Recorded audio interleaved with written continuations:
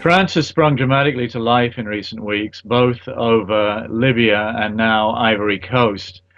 This looks to me like a reaction, possibly an overreaction, by President Nicolas Sarkozy after France's conspicuous failings in both Tunisia and Egypt, where it was way behind the curve and looked like it was in bed with the former leader of Tunisia, Ben Ali, and then with Mubarak in Egypt. And the former foreign minister in France had to resign over that because of her cozy contacts with Ben Ali, and it also caused embarrassment to Prime Minister Fillon.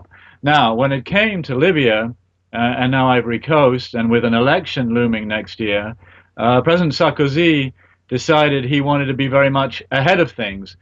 France, of course, has been the first to recognize the rebels in Libya, the transitional authority in Benghazi. Now, in Ivory Coast, responding to a UN resolution which gives it some legal footing, but not, I think, a really waterproof one, French troops have intervened on the side of Ouattara, the victor in elections last year, according to the African Union, the UN, and all neutral observers, to try and secure the resignation of President Gbagbo, who has been resisting and is now holed up in a bunker in the presidential residence. This has been a very aggressive move on France's part. There was a UN motion last Monday. There's been talk of the new responsibility to protect, providing the justification. But French troops have really taken side in Ivory Coast in trying to force this outcome.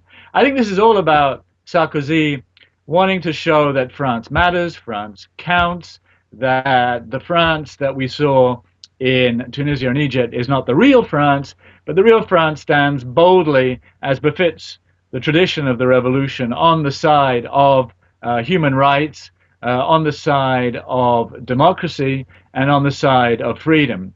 How all this plays out, of course, in both Libya and Ivory Coast, where France's intervention and the UN's might make subsequent national reconciliation more difficult, how all that plays out remains to be seen. Now, President Sarkozy does have an election next year, of course, in 2012.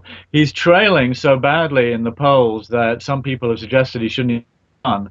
So I think this very vigorous intervention in both Libya and now Ivory Coast has to be seen in that context.